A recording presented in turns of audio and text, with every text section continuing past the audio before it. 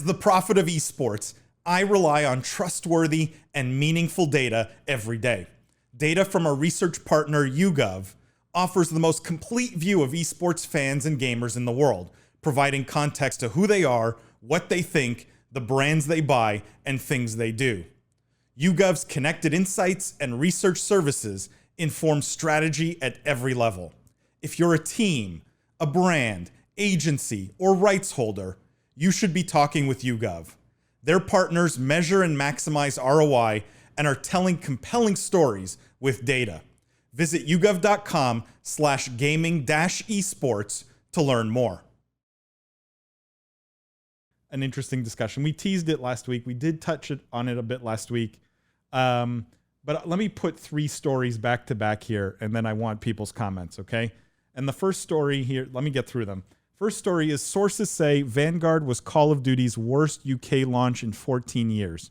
Called it. It's down compared to previous years, and they're saying amid free-to-play alternatives and strong competition. But the numbers were not good, down 40% year on year, just compared to Black Ops last year. This is UK data, but we can assume translates pretty well to the US, okay? Second story. Again, I'm tying these things together. Maybe you guys think they're not related, but I'm curious to tie them together and get your thoughts here. Second story. Activision Blizzard no longer the most valuable gaming company in the US. This is now Roblox. So a combination of Activision Blizzard stock going down and Roblox stock going up. We now have a situation where Activision Blizzard's no longer the most valuable company in the US. This is a week old. Jeff, I know you're checking to see if that's still the case. No, it's definitely still the case. I mean, Activision's gone down more and Roblox has gone up more. Roblox is like 72 billion now, which is crazy. And then the third story, which is Xbox celebrates 20 years of gaming joy by making, this is from Xbox.com directly, let's just be clear. Xbox celebrates 20 years of gaming joy by making the Halo Infinite multiplayer beta available for everyone. And I'll add that free. So it was free. Mm-hmm. 3 stories here, guys. It's a story. It's a COD story. It's an FPS genre story. It's an Activision Blizzard story. I'm curious to get your thoughts. Jeff, I know this is something you know well. You know Activision's business really well. COD, are you surprised at the COD results? I know we don't have official numbers. Yes. I mean, the fact that it's anything the worst in 14 years is clearly very bad because, 14 years ago, the gaming population was significantly smaller. So that's very bad. If you told me it was down year over year, I think they had predicted that. Most people expected that. So that wouldn't have shocked me. Now, there's always some caveats with looking at a lot of this data. I think it's physical sales only, so you don't get some of the mix shift to physical to digital. I think that may have been PlayStation only. So, there's some skews in the data, but that's not to sugarcoat that clearly this COD launch is not, not doing well. What was interesting to me was actually after that story came out, I remember seeing, I think it came over the weekend, and I remember thinking wow, is Activision going to get hit on that? And they didn't really. So it might have been something where investors had already sort of priced in these worse results. Subsequently, they've gotten hit with some of these other stories the last few days. But people may have sort of been expecting a weak launch. Jimmy, obviously, you had correctly pointed that out a few weeks back. So that's on the Activision side. On Roblox being the most valuable gaming company,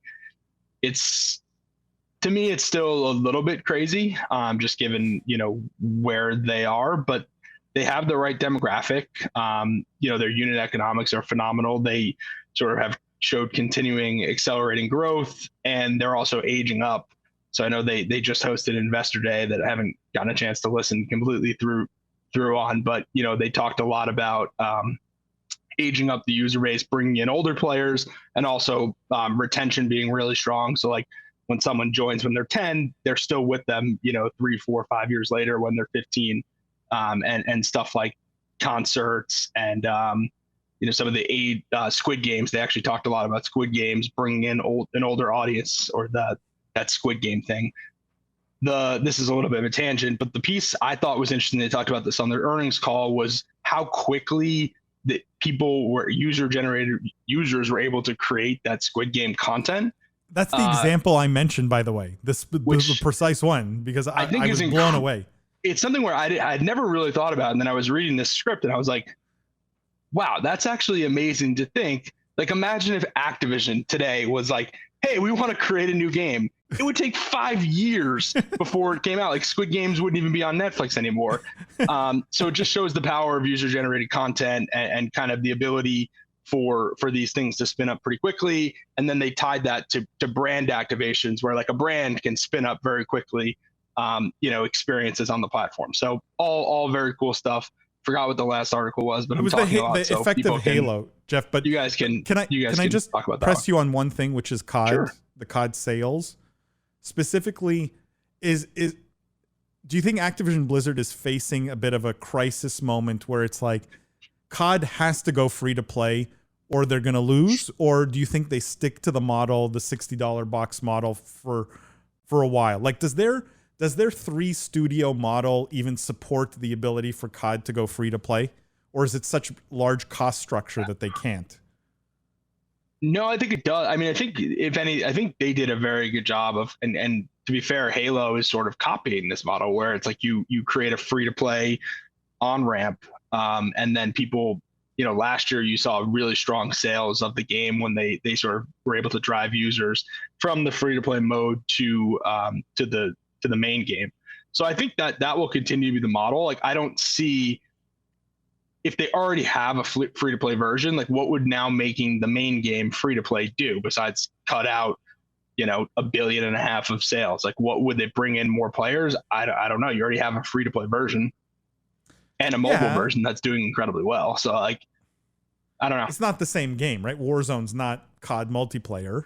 And to True. be fair, Activision Blizzard doesn't have Game Pass. Like, I'm curious what you guys think in terms of, for Halo, how much of the Halo adoption is just going to be Game Pass subscribers? 50%, 80%, 20%? Like, where do you guys think that's going to fall? The entire player base of Halo, how many of those people are Game Pass? Jimmy, I don't know if you have thoughts on that. I'd be surprised if it's more than 50%. I would say somewhere closer around 30, but that's me recalling a couple of stories about them missing their mark, right, on Game Pass subscriber growth over the last year. No, I mean, it's a good point. I mean, back to Jeff's thing about COD, for example, though, Warzone is free to play, right? And I mentioned that last week, that Vanguard and other COD titles are just to redirect that support into Warzone. You buy that game, you play it for the guns, and then you use the guns in Warzone, leveled up.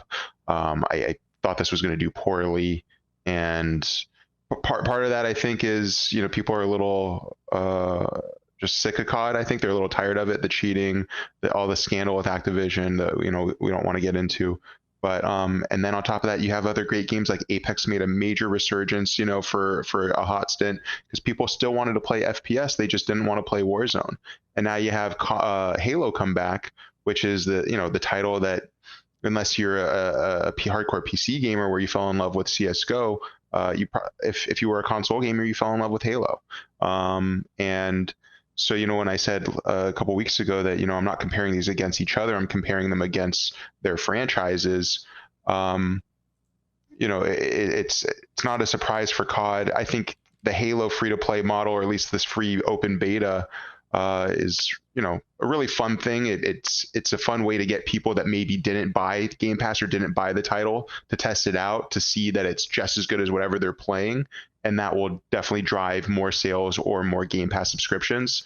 I don't see Microsoft is very clear, right, that they want this Game Pass to be their future of access to their titles. So I don't see them changing anything there, other than perhaps more free-to-play betas, right, that give you a little weak sneak peek. Not to mention any XP that you get, anything you do in Halo right now in the open beta carries over into the full game. So, they clearly want to lure you in, as opposed to Valorant, for example, which all that was dead progress. So I thought that was an interesting difference between those two titles there.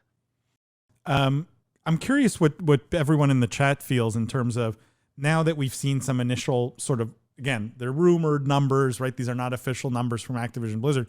Now that we've seen some of this, what do people think in terms of the Halo versus COD versus Battlefield numbers? Like, I'm really curious in chat. I'd love anyone who's interested, like, give me the order you think in terms of sales now that you sort of know COD may be down 40% year on year. Jeff, what were you going to say? Yeah. I still think Jimmy's right.